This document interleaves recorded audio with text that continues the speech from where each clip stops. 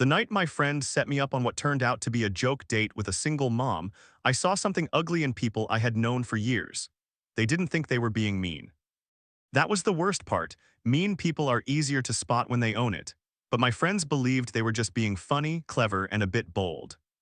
Grown-ups who still thought a little humiliation was harmless if everyone laughed before the food came. My name is Connor Blake.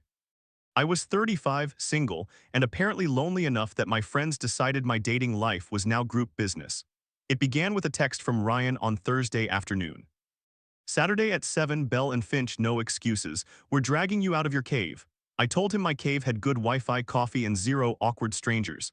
He fired back exactly the problem. Ryan and I had been friends since college. Back then he was funny like broke 20-year-olds often are, loud, harmless, easy to live with. By 35 the loud part stayed, but the harmless part came and went. His wife Paige planned everything. That should have been my warning. Paige was the type who said, I have an idea the same way others say I have proof. She loved social games, pairing people up, and sharing reactions in group chats no one asked for. Still I went. Bell and Finch was one of those trendy spots with hanging lights, small plates, and chairs that looked great but felt terrible for real talks. When I got there, Ryan and Paige sat at a big table with two other couples and one empty seat next to mine. That was the first clue. The second was Ryan's face. He looked like a man trying hard not to smile about a secret. I stopped by the table. What did you do? Nothing, he said too fast. Paige beamed. We invited someone. A date, she said. I stared. You brought me to a surprise date with an audience. Ryan raised his glass. Think of it as emotional exercise. I'd rather get hit by a bike. One of the guys, Trevor, laughed too loud. That was the third clue. The fourth came when Paige leaned in and added, just stay open. Okay, some words sound kind until you feel the trap underneath. Stay open was one of them. Before I could push for details, the hostess brought a woman to our table. She looked about 32 or 33, with warm brown skin, dark hair in a loose bun, and a simple navy wrap dress that seemed practical and nice. She carried a small purse and a denim jacket over one arm. Her face showed the calm of someone who had already handled a full day most people at this table would never see. The whole table went quiet. Not the restaurant, just our table. That small, ugly kind of quiet people make when they wait to see if awkwardness turns into a show. Paige stood with a too bright smile. Maya, hi. We're so happy you came, Maya smiled politely. Hi, her eyes met mine. I stood up not to show off but because everyone else sitting made me want to fix the moment. Connor, I said. Maya raised, her hand felt warm and steady. A tiny dinosaur sticker on the back of her phone case caught my eye. Ryan noticed it too and his mouth twitched. That was when I started to understand. Not everything, but enough. We sat. Maya took the empty chair beside me. Paige jumped right in with an introduction that sounded friendly if you missed the sharp edges. Connor works in commercial construction management. Very steady, very reliable, and very against dating apps. Maya smiled a little. Smart choice, and Maya, Paige went on, is a mom. There it was, not her job as a nurse or the small catering business she ran on weekends, which I learned later. Not her hobbies, laughs, or full life, just a mom, dropped like a challenge. Maya's face stayed mostly calm, but her fingers tightened on her water glass. I saw it. I also saw Trevor glance at Ryan, and Ryan give me that tiny look, like they had passed me something tricky and waited to see if I would wiggle. I turned to Maya. How old is he? Her eyes sharpened a bit, checking if the question was safe. My son is 6. What's his name? Leo. What's with the dinosaur? That surprised her. She glanced at her phone, then back. Triceratops, he's in that phase. Strong pick, underrated dinosaur. For the first time her smile reached her eyes. You have dinosaur opinions? Several. Most are unpopular, Ryan groaned. Oh no, don't get him started. I ignored him. Maya tilted her head. What's your unpopular one? Velociraptors are overhyped. She laughed, not polite, a real laugh. And just like that, the table lost hold of their little joke. For the next 10 minutes I talked to Maya like she was simply a woman sitting beside me at dinner. Not a label, not a favor, not a punchline. She told me about her weekend meal prep service from a rented kitchen. She started it after leaving a restaurant job that ignored her kids' needs. She made lemon chicken people fought for, hated cilantro, and once spent 40 minutes convincing Leo that pancakes couldn't count as dinner 4 nights straight. They can, I said. They're basically breakfast civilization. Maya looked at me with fake shock. You are trouble. I've been called worse on job sites. Across the table, Paige's smile grew tight. Good. Then Trevor spoke. There is always a Trevor. "So Connor," he said, leaning back, "you ready to be a stepdad or is this just dinner?" The table froze. Maya looked down, not big, just enough. I knew she had heard words like that before, same mean shape in different clothes.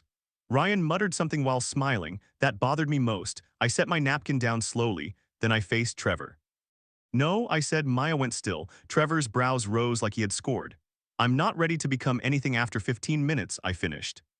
But I am ready to leave a table where adults invited a woman here just to watch me treat her life like extra weight." The silence grew heavy. Paige's face went pale. Ryan stared like I had broken an unspoken rule. I stood and looked at Maya.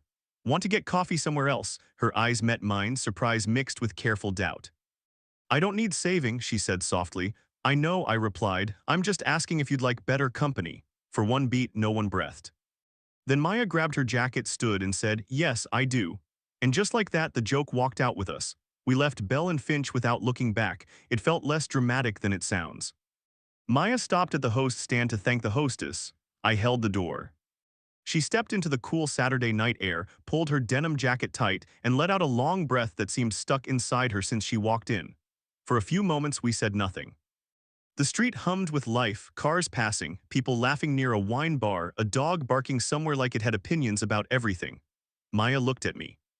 "You really didn't know?" "No," she studied my face, still testing the truth. I didn't blame her. "I knew it was a setup," I said, "just not this kind." Her mouth tightened. "Paige told me you were shy. That was kind. She said you were a good guy. That part is still being checked. She said you were nervous about dating someone with a kid but open to trying." There. Was that word again? Open? I felt my jaw clench. "I never said that," Maya nodded slowly. The hurt sat there like an old bruise someone pressed without meaning to, then smiled like it was nothing. "I figured," she said. "Figured what?" "That I was here to test you." I glanced back through the restaurant window. Our old table was still visible. Ryan had his hands up, explaining. Paige looked upset in the way people do when real results show up. Maya followed my look and shook her head. "Don't go back in." "I wasn't. You looked like you were thinking about it." "I was thinking about whether their chairs were bolted down." That pulled a real laugh from her, small but true. "Good. I would take it." A coffee shop 2 blocks away stayed open for night owls and worn-out grown-ups. We walked there without planning it. Inside, it smelled of espresso, cinnamon, and tired hope. Maya got tea, I got black coffee, she noticed. "Black coffee this late? I make bad choices with confidence." "Apparently not all of them." I didn't answer that. We took a table by the window, private enough but safe, facing the door. I respected the choice. "You do that too?" I asked. "What?" "Sit where you can see the entrance." Her eyebrows rose. "You notice that? My job is spotting problems before they cost everyone money." "That's dark. It pays the bills." She smiled into her tea. We talked lightly at first: work, neighborhoods, the silly restaurant menu, how a 6-year-old could love a one-legged plastic dinosaur. Then Maya's phone buzzed. She checked it and rolled her eyes. "Paige?" I asked. "Group chat." She turned the screen so I could see a message from Ryan. "Okay, that escalated. Nobody meant anything bad. Connor, you made it weird." I stared at it. Then another message from Paige. "Maya, I'm so sorry if that felt uncomfortable. We just thought you two might be good for each other." Maya pulled the phone back and set it face down. "If that felt uncomfortable," she repeated, "that is a criminal sentence. It's very popular with people who don't want to apologize all the way." I leaned back. "Do you want me to respond?" "No." She said it quickly, then softer. "No, I've had enough people speaking around me tonight." That landed. I nodded. "Fair." She looked at me for a second and something in her expression changed. "Not trust yet, something smaller. The first brick of it maybe." "I almost didn't come," she said. "Why did you?" She looked out the window. "Because Lee was with his grandmother tonight and Paige made it sound normal. She said you were a little guarded, recently single and kind. She said it would just be dinner, recently single." That part false, not recently. 2 years, then guarded, unfortunately accurate, kind. I hesitated. Maya smiled faintly. "Under review, exactly." She stirred her tea even though there was nothing in it to stir. "My son's father left before Leo turned 2, she said. Not in one big dramatic scene, just slowly. Fewer calls, less money, more excuses. Then one day, I realized I was spending more energy getting him to act like a father than I was raising my actual child. I stayed quiet. She didn't say it like she wanted pity. She said it like she was placing a fact on the table and seeing whether I would mishandle it. "So now," she continued, "dating is this strange interview where men either act like I'm asking them to sign adoption papers over appetizers, or they praise me for being strong like they're complimenting a damaged bridge. That sounds exhausting." "It is," she looked at me. But the worst ones are the men who think they're generous for considering me. That sentence deserved silence, so I gave it some. Then I said, for what it's worth, I don't think taking you to coffee after leaving a table of idiots counts as generosity. No, no. It counts as me improving my evening. She looked at me over the rim of her cup. This time the smile stayed. Careful, Connor, with what? That almost sounded smooth. I apologize, it was unintentional. Good. Intentional smoothness is suspicious. We Mahu sat there until the tea cooled and my coffee became a bad idea. I kept drinking anyway. Then Maya's phone buzzed again. This time she glanced at it and her whole face changed. Not fear fatigue, what? I asked. She turned the screen, a text from Paige. Maya, please don't make this a thing. You know dating is harder for you and I was trying to help. I read it twice. The room seemed to narrow. Maya took the phone back before I could say anything. No, she said. I looked at her. She stared at the message, then slowly began typing. I watched her delete the first version, then the second. Then she locked the screen and set the phone down. I hate that I still want to explain why that hurts, she whispered. You don't have to explain it to me. Her eyes lifted. For the first time that night she looked less guarded and more tired. Then she said almost too quietly, would you walk me to my car? I stood immediately. Yeah, I said, I can do that. Outside the air had gotten colder. We walked side by side back toward the parking lot behind the restaurant, not touching, not rushing. The night around us suddenly heavier than it had been before coffee.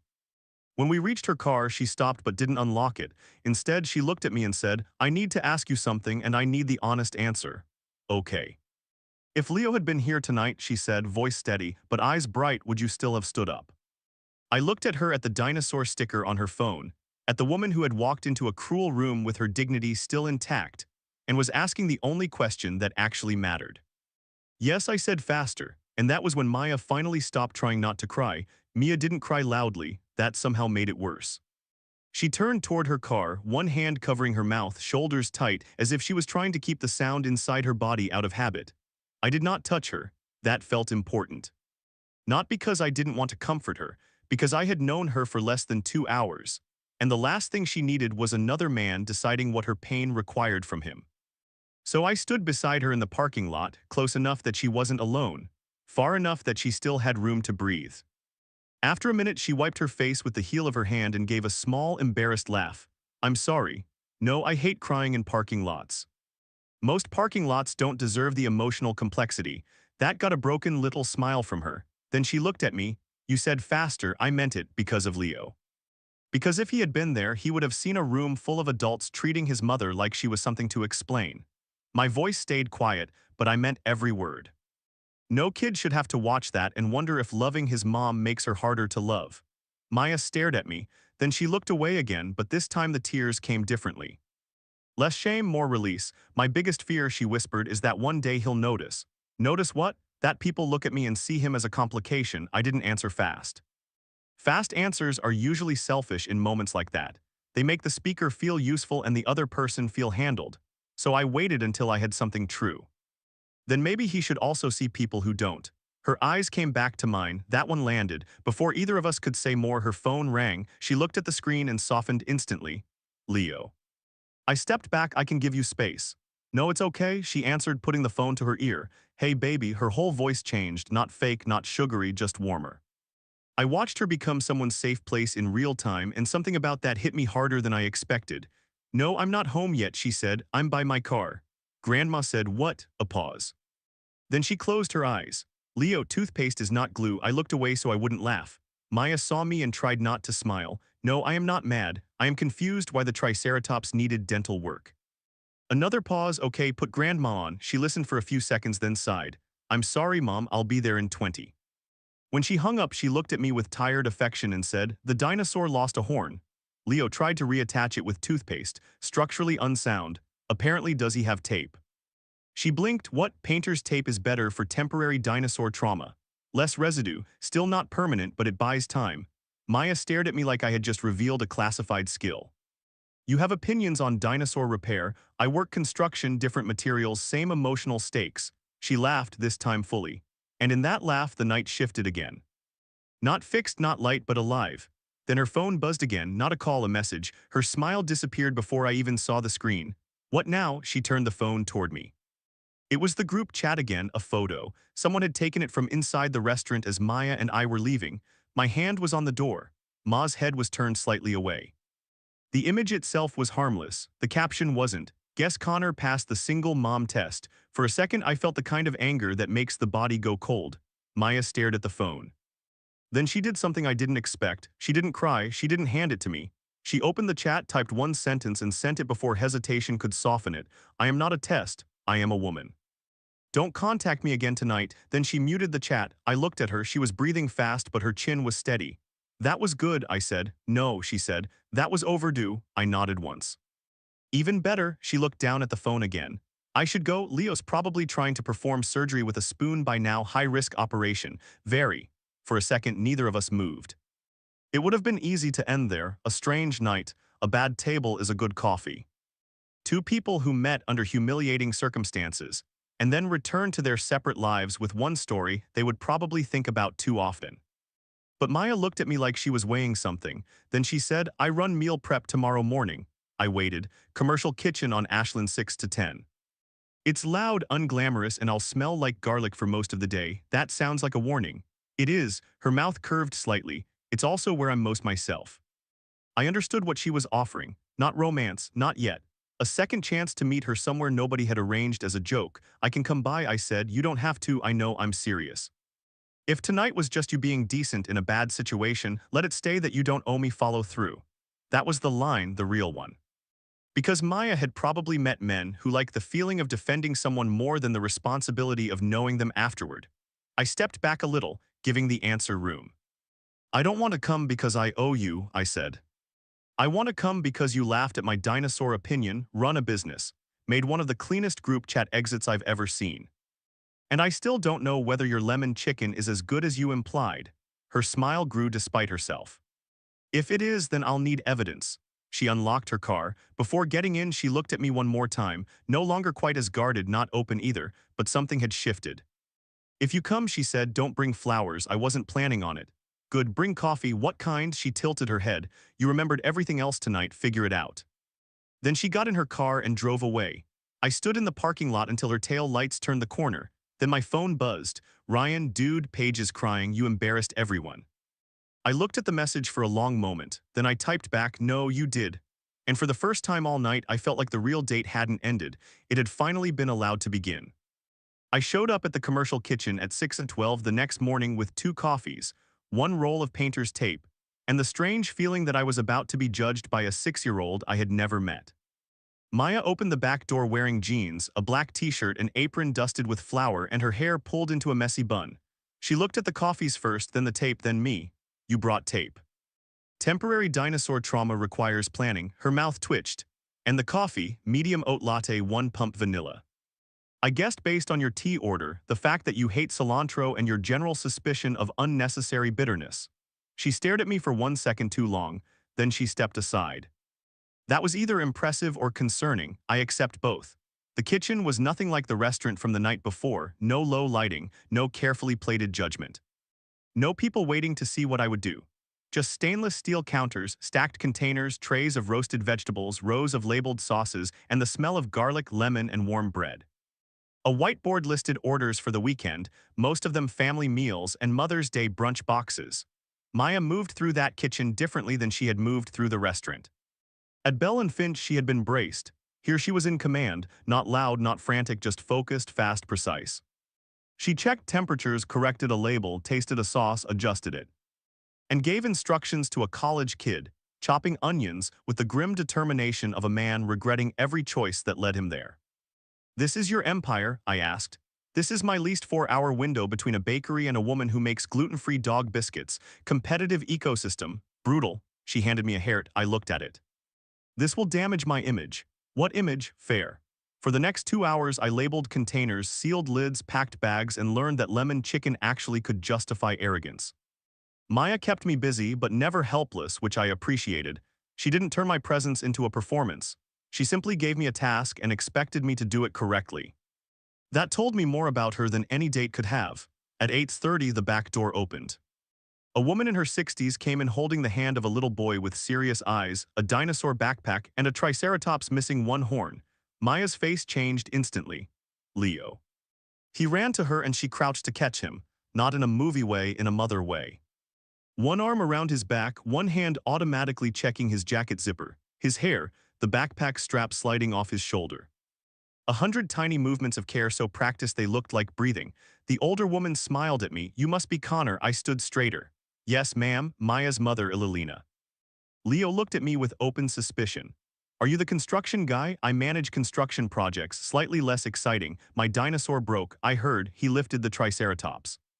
"Grandma said toothpaste is not glue." "Grandma is correct." Maya watched us quietly. I took the painter's tape from my pocket and crouched, leaving space between us. "May I?" Leo studied me like a building inspector. Then he handed me the dinosaur. I taped the broken horn carefully enough to matter and badly enough to remain temporary. "There," I said, "not permanent but stable." Leo turned it over in his hands, then he looked at me and said, "Mom says stable is good." I glanced at Maya. Her eyes were softer than I expected. "Your mom is right," I said. Leo nodded, then ran toward the corner table where Elizina had already opened a coloring book. Crisis resolved, at least structurally. Maya turned away too quickly and busied herself with an order label. I moved beside her. "You okay?" "I'm fine." That sounded like the professional version. She pressed a lid onto a container. "He likes you." That was mostly tape. "No." She looked over at Leo, then back at me. "He doesn't hand broken things to people quickly." That sentence did something quiet to the room. Before I could answer, her phone buzzed on the counter. She checked it and exhaled through her nose. "Paige." Maya didn't show me the screen this time. She read it silently, then set the phone down. "Bad?" I asked. "Apology. Realer than last night, maybe." Still full of words, trying to make her feel less guilty. "Do you want to answer?" "Not right now." "Then don't." She gave me a tired smile. "You make boundaries sound simple. They aren't." But sometimes the sentences, that stayed with her, I could tell. At 10:00, the orders were packed, the counters were cleaned, and Maya looked like a woman who had already lived an entire day before most people had finished brunch. Elena took Leo to the car, but he came running back once. He stopped in front of me. "Are you coming to the park?" Maya froze. Elena looked at her daughter with an expression that said she would absolutely pretend not to be listening. I looked at Maya, not Leo. That mattered. "This is up to your mom," I said. Leo turned to her. "Can he?" Maya held my eyes for a moment. I could see the calculation there. Not because she didn't want me there. Because every single mother knows the cost of letting someone into the child part of her life before they've earned more than one good night. "I think," she said carefully, "Connor has plans." "I can change them," I said. Her eyes narrowed slightly, not warning, testing. "Can you?" "Yes." "Why?" I could have said because Leo asked. I could have said because I liked her. Both true, neither complete. "Because I want to know you on a normal morning," I said, "not just in a bad room." Maya looked at me for a long second, then she nodded once. "The park," she said, "1 hour, no promises beyond that." 1 hour is plenty, it is not a date. Understood. Leo pumped one fist like he had negotiated a treaty. At the park, I pushed a swing, answered 6 dinosaur questions, and watched Maya relax by degrees she probably didn't even notice. She laughed when Leo made me be the volcano in a very complex dinosaur migration game. She took one photo, then immediately looked embarrassed that she had. At the end of the hour, Leo ran ahead to Alina's car. Maya stood beside me near the path, arms folded loosely, sunlight catching the flower still on one sleeve of her shirt. "You were good with him," she said. "He's easy to like." "That's not the same thing." "No," I said, "it isn't." Her expression shifted. The guarded part of her was still there. "I respected it more each time I saw it." "I don't introduce men to my son," she said. "I figured. I didn't plan this, I know. And I don't want you thinking a good morning at a park means you understand my life." "I don't." She looked almost annoyed by how quickly I agreed. "So what do you want, Connor?" There it was again. A direct question, no audience this time. No group chat, no bad table, no one waiting to turn her answer into a joke. Just Maya asking whether I was the kind of man who liked the idea of her or the reality. "I want a real first date," I said, "when you choose.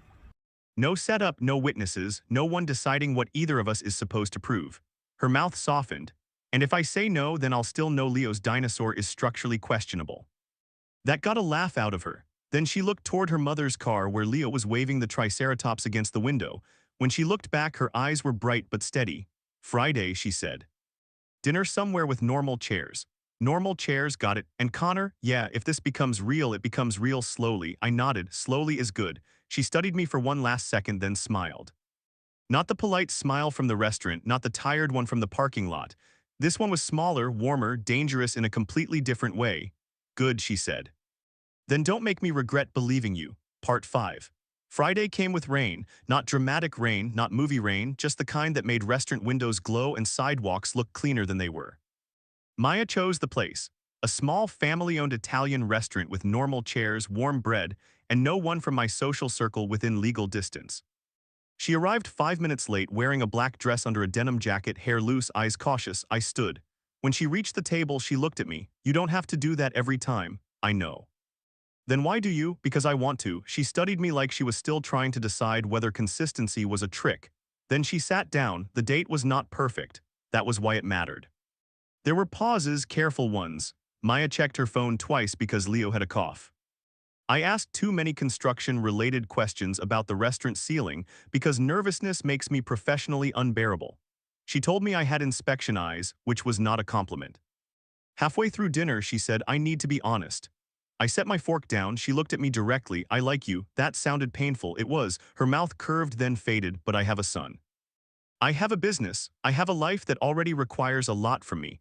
I don't have room for a man who wants to feel noble for 3 weeks and then disappears when real life gets boring. I understand. No, she said gently, you might understand the sentence. You don't understand the calendar. That was fair, so she told me. School drop-offs, kitchen rentals, sick days, clients canceling, birthday parties, budgeting, the guilt of working late, the guilt of not working enough. The way dating meant paying, not only with hope but sometimes with babysitting time and explaining to a child why someone stopped coming around. When she finished, she looked tired. I said, then don't make room for me. Her face changed. I continued before she misunderstood. Not yet, don't rearrange anything. Let me show up where there's already space, and if I earn more, we'll talk about it. Maya blinked. Then she smiled a little. That was a good answer. I was aiming for useful. Useful is underrated. So we went slowly, exactly like she said. A second date without Leo, then a third, then coffee after one of her Saturday kitchen shifts. Then one afternoon at the park, where Leo asked if I knew how to build a bridge for toy dinosaurs. And I took the question more seriously than most client proposals. Maya watched me with him, not dreamily, carefully. That mattered too. Trust did not arrive like fireworks. It arrived like repeated evidence. The group chat died within a week. Ryan apologized badly first, then better after I stopped answering his jokes. Paige wrote me a long message. Maya read it, waited 2 days, and replied with 3 sentences. She accepted the apology. She was not available for their guilt, and she would decide later whether she wanted contact. I respected that more than a dramatic cutoff. Boundaries are not always door slamming. Sometimes they are locks being installed quietly. Mother's Day came a month later. Maya had 27 brunch boxes to deliver, a school craft Leo had hidden so badly she found glitter in the freezer, and a migraine she pretended was just pressure. I showed up at 6:00 in the morning with coffee, breakfast tacos, and no flowers because she had once said flowers felt like a chore that died visibly. Instead, I brought a small toolbox and fixed the loose shelf in her kitchen while she packed orders. Leo made me a paper badge that said, Dino Helper. Maya looked at it, then at me. You know this is not glamorous, right? I looked around. Food containers, coffee, a 6-year-old coloring at a prep table, a woman holding an entire life together with labels, timers, and stubborn love. No, I said it's better. That was the first time she kissed me. Not in front of Leo, not as a reward. Outside the kitchen in the back hallway after the orders were loaded and her hands smelled like lemon and garlic. She stepped close, looked at me like she was still deciding whether to be brave and said, slowly doesn't mean never. Then she kissed me softly enough to feel careful and deeply enough to make careful feel worth it. A year later, Leo introduced me to his teacher as Mom's Connor, not boyfriend, not stepdad, not construction guy. Mom's Connor. Maya heard it and cried in the car, then threatened to deny it if I ever told anyone. 2 years later, we moved into a small house with a backyard just big enough for Leo to build a dinosaur excavation site, and for Maya to grow herbs she kept forgetting to water. 3 years later, I proposed at the kitchen table after a Mother's Day dinner. Leo helped cook badly and proudly. I didn't ask to become Leo's father. That was not mine to claim. I asked Ma if I could keep choosing the life we had built.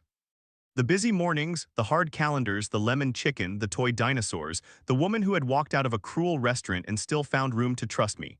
She said yes. Then Leo asked if that meant I could officially fix things without being asked. Maya said absolutely not. That was how I knew we were a family. Years later, when people asked how we met, Maya would say his friends made a bad decision. And I'd say best bad decision they ever made. But the truth was simpler. They tried to make her a joke. She became my home. What would you have done if your friend set you up on a joke date with a single mom and everyone expected you to treat her like baggage? And if you're watching this near Mother's Day, take a second to celebrate the mothers in your life. Mothers carry more than most people see. And single mothers carry strength, tenderness, exhaustion, sacrifice, and love all at once. If you're a man watching this, call your mother. Hug her if you can. Thank her properly, and don't wait for a holiday to respect what she has done. Share your mother's story or the story of a single mom you admire in the comments. If this story meant something to you, leave a like, subscribe, and I'll see you in the next.